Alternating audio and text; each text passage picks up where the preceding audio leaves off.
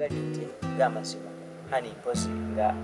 tontegedde butegeezi. Sikutegeererako ddala kati okumala omwezi mulamba sikutegeererako ddala. Ng'amazima ogenda kunsonyiwa naye nga amazima gali nti kyenkubalira ndikozesa kali kyuleeta 3. Emboozi etambula kuno. Emboozi nnyo ziba zitambula ate kati ki? Emboozi eyo etambula nange nze njegendereza okumala ebbanga nga ngiwuliriza. Bangamba mbu weeyagala nno omuwala Jennifer. No kati kiri bwe kiti bwe kiba nti Wiliba yakuleme alemye okutegeeza kikyakubalira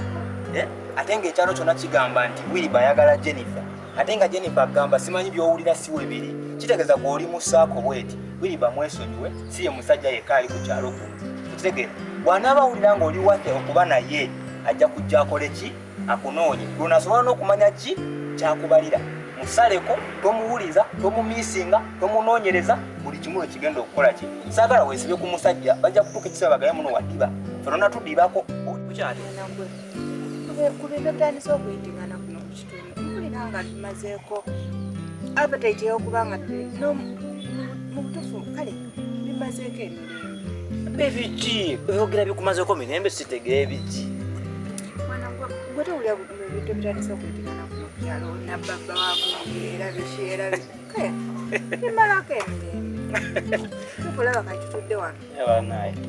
kati n'omuntu wayita kukulu era abasigala basonga mu nsi nga nkuba oyo yeyimba mutanteoko kuba Wiliba njagala onneesonyiwe nkubuulira okuva ku ntobo y'omutima gwo ondeke ngende n'obulamu bwange mu maaso olabika oba oli wubuwo ku bwonoona omuwala okuva we yajja ku kyalo mwafuuka ekirala oyo omwana tazze buzi ku kyalo omwana ndutuluddewo nga watulijja si bamukwano tazze buzi ku kyalo nga muli bamukwano ki kale omukwano gwammwe guvaawa gukomawa kyoyagala okugamba nti gano ge mawulire agasinga agamu agatambula ku kyalo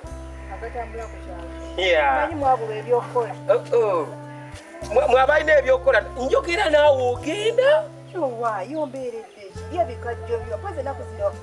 osimanyi otamizi ndaba amawulire gammwe ku kyalo gonna ge gagenda gatunda